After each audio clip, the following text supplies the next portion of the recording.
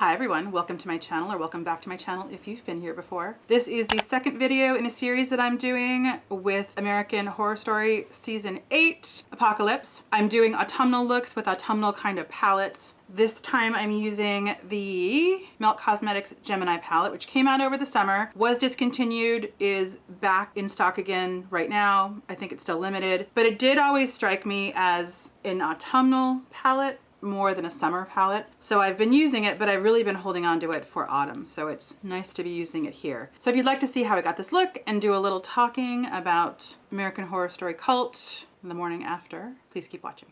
All right, so we open with Emily, and she's in her room doing kind of nothing in particular, and she hears something in the closet, and she goes into the closet and it's snakes, a lot of snakes, and seems like a reference to the Garden of Eden, obviously. And Mead and Amazon Eve come in and kill the snakes, and they're talking about kind of maybe where they came from, like maybe they came in through the sewers and everything, and Mead is saying that they're going to eat them and that she'll, you know, do a test on them to make sure that they aren't contaminated. But strange. Then we're at dinner and she's serving the snake soup, and before they open their, I guess it's one of those kind of things that each individual portion that's served to you has a lid in it for a kind of dramatic presentation. And before they all open it, Emily asks who was here, because the last, not maybe the last scene, but the last plot point in the last episode was that the alarm went off, and that's when we meet Michael Langdon for the first time in this episode. Venable's not telling them who it is and says it'll all be kind of revealed in due time. And then I'm gonna go in with Luna with a fluffy brush. Then they open the soup and the snakes are alive. And the first thing that I thought about was Misty Day. I'm trying to think about, because she's a necromancer, and it could be actually anybody, because any of the witches that passed the seven wonders that can do all of it. I don't know that they could like reconstitute something, but it made me think about Misty Day. Then we're in the next scene. Gonna go in with a slightly smaller brush with polka dot. So yeah, the next scene then is Michael coming in and explaining what, oh, this is super pigmented. I forgot about this. I'll blend this. So yeah, Michael's talking about the cooperative and all the other kind of situations like theirs that have been destroyed, kind of from the inside out. And then we realize that he's going to be kind of interviewing everyone and testing everyone to see who's going to go to this sanctuary, and Gallant is the first interviewee. So they're together, and also before that there is some conversation about, are we going to be moving ahead people who are valuable in terms of being able to procreate, or are we going to be moving people ahead who are valuable in terms of culture? Because there's a lot to be said for culture, and that will come up again later. I'm going to go in with goals over my whole lid, and I'm going to go in with a very small brush and some MAC Fix Plus. All right, so then we're in with Michael and Gallant for the first interview. He's really getting personal. Michael's really getting personal, and is, you know, asking what his sexual orientation is. And then he says, tell me about your anger, tell me about your grandmother. Then we have another scene with Emily and Timothy, and Emily is saying that she wants to get out and that we're smarter than them. We're smarter than Michael. We're smarter than the cooperative. So we should try to do this. And then back to the Michael scene with Gallant. Gallant is talking about his grandmother, and that his grandmother has kind of shamed him. And there's the whole scene with the brunch or the dinner that she did, kind of like the gay bachelor. Gallant asked Michael if Michael's gay, because he's getting like a vibe from him. And then that first part of it is over, and Michael opens the door and Gallant leaves. Then we have a scene with Gallant in his room touching himself, and it's really interesting. This happens right at like 15 minutes and 27 seconds in. I guess it depends on where you're watching it, but it's just the scene with Gallant on his bed with his hand starting to go down his pants.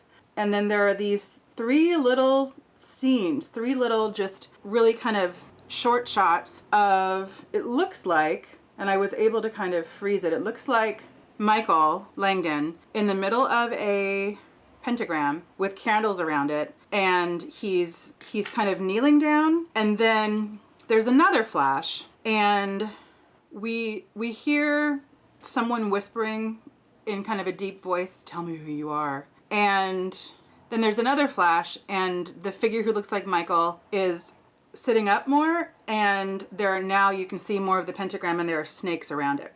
And there's a knock at the door, and Gallant opens it, and it's Rubber Man, and Gallant assumes that it's Michael, and he says, "I'm yours, body and effing soul," which you don't say to the Antichrist.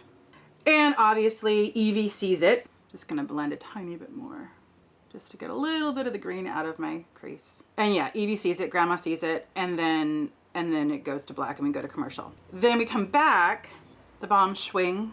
I like this a lot. It's really matte. I would prefer it if it had a pen because it would be easier to kind of do a wing with, but I like this a lot. So yeah, then Gran turns him into Mead. And then we have Timothy and Emily sneaking into Michael's room. We see Michael leave, and this is really, they should be smarter than this, I think, because I mean, they don't know he's the Antichrist, but I think it's this kind of powerful guy from this organization that's doing a lot, and the fact that his computer's left out and is also turned on and it's not locked, like there's no password, seems a little like it was planted, like they're supposed to find this information.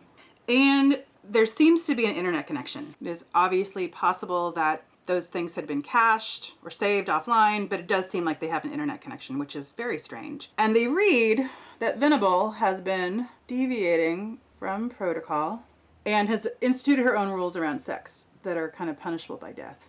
So they realize, or they see, and we find out later that it is true. Again, I don't know what we're supposed to be trusting here. Really hard to know who to trust here.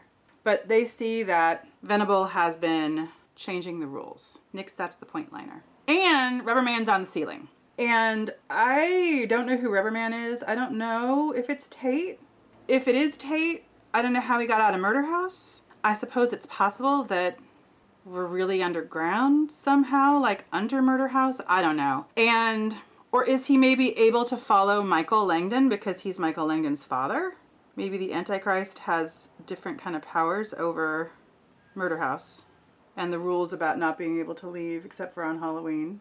And I also, it's just occurring to me now, like 8 years in, why do we call him Rubber Man and not Vinyl Man? Because the suit is not rubber, I don't think.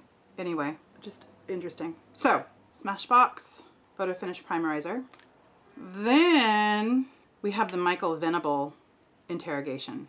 And Michael says that you created your own rules. So it is confirmed that she, as much as we can trust Michael and trust her, that she did create her own rules, and the whole complete abstinence under threat of being executed is something that she made up. She says that she received orders in an encrypted communique from the co-op before all communication lines went down, and that she was Beauty Bakery Cake Mix, that she was instructed to destroy it as soon as she read it, because he asks her if she has it kind of as proof, and she says no. And he says, curious that happened because I was the person in charge of all the communiques, and that he wasn't aware of it. And then we get a couple of exchanges kind of between the two of them where she's talking about the fact that he must be humiliated, that a woman knows something more than he does, and Masters of the Universe, Titans of Industry, swinging your manhood around so much that you manage to blow the whole world to hell, which is true. I mean, I think it's unlikely that women would bring the world to global thermonuclear war, but we don't know how the war started or who sent the missiles, which is interesting. We don't know who sent them. And all the things that she's saying, I mean, I agree with, except he's the Antichrist, man, and she doesn't know that, but woo! I wouldn't want to mess with the Antichrist. So then he says, you're a fighter, I like that about you. She says, I'm just doing the best with the mess that men made of things. Then he tells a story about this woman that he found on the way in who had the two children, and they were far enough away from the blast zone to not get killed immediately, and basically they're suffering. And one of her kids, she was holding one of her dead children, and she had another child, and they were suffering, and she asked him to kill them, to put them out of their misery, and he didn't do it. Then they start talking, he's talking about how bad it is out there. And then they start talking about who deserves a shot at salvation. And the people that they bring up are Coco, Gallant and Evie and Dinah. And Venable doesn't think that any of them deserve to go for a variety of reasons, with the possible exception of Dinah. She just hasn't really decided yet, but she's maybe open to the possibility that Dinah's not a terrible person. Secret brightening powder. Michael says there's no reason for us to be adversaries, Miss Venable. Although, of course, he is the Antichrist. And then he tells her to take off her dress. And this is not where I expected this was going to go. Anastasia Dip Brow Pomade in dark brown. So he asks her to take off her dress. She says, isn't there a file? And he says, your file won't show me what I need to see, your shame. And again, I thought he was maybe going to go in a different direction, but he unzips her dress and it's her back. She has been walking with a limp the whole time, and it looks like she had scoliosis. He says, does it hurt? And she says, no. And then he says, does it bring you great pain? And she says, yes, and kind of starts to well up. And then there is a knock at the door, frantic knock at the door, and Meade comes in, and it's about Gallant and Rubberman, who at this point we don't know who he is. So Venable leaves the room, and she and Meade are talking in the hallway, and it seems like they've gone fairly far down the hallway, kind of away from Michael's room. And we are in the room with Michael, that's our point of view, but we hear them as though they're in the room with us. So it's obvious that he's hearing what they're hearing. And Venable thinks that they knew each other before, and that's the reason why Gallant volunteered to be the first one. And she thinks that Michael Langdon is Rubberman, because, you know, what's the one thing that's new here? And so she thinks that it's him. Then we have the interrogation scene with Gallant, and he is strung up, and Venable is asking questions, and Meade is whipping him. And they ask questions, and when he doesn't answer in a way that pleases them, they whip him. And every time they whip him, he shouts out a name of a prominent gay figure from the 70s and 80s. And what he says is, with every crack of the whip, I'll pay tribute to the great gay radicals of the 70s and 80s. Their names give me strength. And he says the names of Rip Taylor, Larry Kramer, and Greg Louganis. Meade asks Venable, who's standing in front of him, if they should continue. And Venable says no, because he's enjoying it. So they stop. Then Michael comes into the room, and it is pretty clear that he wasn't Rubberman. And he says, and I'm paraphrasing, that I wouldn't do you if you were the last man on earth, which you almost are. And the thing that he says, it's not because you're not attractive. He says it's because you're needy. Anastasia brow powder. And he says, Michael says, I can see why your grandmother was disgusted by you. And he kind of lets him go magically. The restraints are let go kind of magically. They just kind of fall off of his arms. Then we're in that main room again, and we're with Dinah, Coco, and Evie. And the song that's playing is Time in a Bottle by Jim Croce. And Dinah says, and I can believe it, because they're just, the writers and everybody's just so amazing. She says that this song is melancholy, which it is, but that it makes her think of an episode of The Hardy Boys, which I watched a lot of, and she also talks about liking Sean Cassidy, who I also like, and that it was a song that was playing in a very special episode of The Hardy Boys, where one of them loses their girlfriend, and it was actually Sean Cassidy, and it was his fiance, and she dies. And it's a song that's kind of playing as he's remembering her. And I remember that. I remember that episode of The Hardy Boys, and it was called The Last Kiss of Summer. It's a two-parter. So yeah, that was pretty intense to have them say that. Then we have Coco talking to Dinah and Evie about how much harder it is for them, the younger people, because the older generation didn't really have very many options. They had 3 TV networks and, you know, only one way to have coffee, and they were satisfied with tap water. And Mallory comes in and talks about 10 breeds of Pomeranians. Then Gallant enters the room, alive. He says, "You surprised to see me, Nana." And then he yells at her, "You've lived, I haven't." And then she says, "You've crammed 10 lifetimes of screw-ups into your 30 years, 3 stints in rehab, bankrupted 2 salons, and snorted the 3rd. And then she says, "I'm a bridge between the past and the future." So again, going back to the whole idea of culture and how important that is, and that what will any of these people know about culture and art, and that's what I'm here for. He says, the only thing I ever wanted from you is love and acceptance. And she says it's not my nature. Then we're alone with Timothy and Emily, and they realize that everything that's been happening is a lie, and they start getting busy, and we see Rubber Man in the background. He kind of comes out of the closet, I guess. Commercial, then we're back in the room with Gallant, and he's listening to Time in a Bottle. And then the song changes. I'm afraid that I'm going to overdo my blush because I'm going to read some of this to you, and I might get distracted. The song changes from Time in a Bottle to a song called Gold Dust Woman by Fleetwood Mac, featuring Stevie Nicks, who's apparently going to be in this season as herself, as she was in Coven. I'm putting down the blush brush now. All right, so we have two scenes happening. The primary scene is him. Rubber Man comes into the room, and he's following Rubber Man up, and then he ends up in the room with Rubber Man. And then we also have Timothy and Emily doing their thing. So these are the lyrics that are happening as he's in the room and kind of making his way up, and as we're seeing the things with Emily and Timothy. Rock on, Gold Dust Woman, take your silver spoon, dig your grave, heartless challenge, pick your path and I'll pray, wake up in the morning, see your sunrise, love goes down, well did she make you cry, make you break down, shatter your illusions of love, and is it over now, do you know how, pick up the pieces and go home. Rock on, ancient queen, follow those who pale in your shadow. Rulers make bad lovers. You better put your kingdom up for sale. Up for sale. And then more of the refrain, did she make you cry, make you back down? And then we have Rubber Man in the room and Beauty Bakery flour powder. We have this kind of struggle between Rubber Man and Gallant, who's trying to take off his mask. And I don't know if it's Tate, I don't know anything obviously, but if it's Tate, that would be really weird because he'd be taking off a mask and seeing himself. Then as he reaches out to grab an implement and then comes to stab Rubber Man, the lyrics are saying, go home, pale shadow. And then Michael comes to the room, and it's again obvious that Michael's not Rubber Man, and he looks and he's killed his Nana. This is Charlotte Tilbury, Legendary Lashes Volume 2. Then we are back in the room with Timothy and Emily, and they are just sleeping together. Mead and Amazon Eve, I don't know what her name is. It hasn't been, I've looked in the credits and I haven't seen a name yet.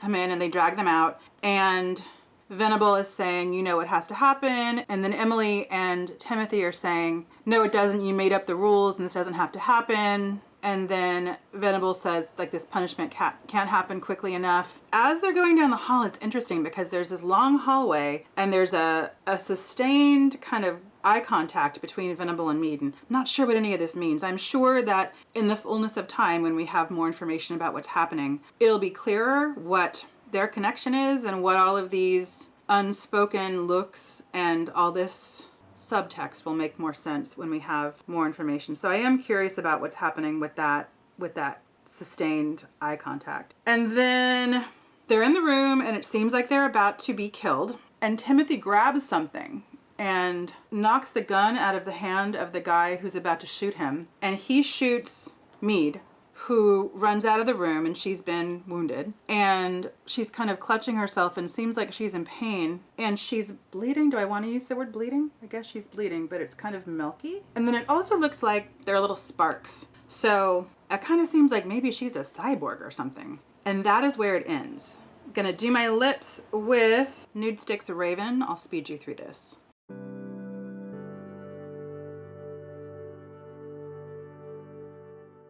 So yeah, that's where we leave things. Very curious to see where it's going. And I am wondering who Rubber Man is, again, because that was one of the big tropes in the first season. Wondering if the snakes being reconstituted and being alive again in the soup is courtesy of Misty Day. And yeah, just curious about a lot of things. I know that when this is over, I'll need to watch it again because there are a lot of things that I'm sure that we're all missing because we don't have the full context of it yet. But I'm definitely enjoying it, and I'm kind of grabbing onto all the details to try to imagine what they all mean. So thank you so much for watching. Let me know if you're watching the season, if you're enjoying it, what you think, what you'd like to happen, what you think might happen, all those good things. And thank you so much for your time. There's a lot to do in the world and a lot to do on YouTube, and it means a lot that you took some time to spend with me today.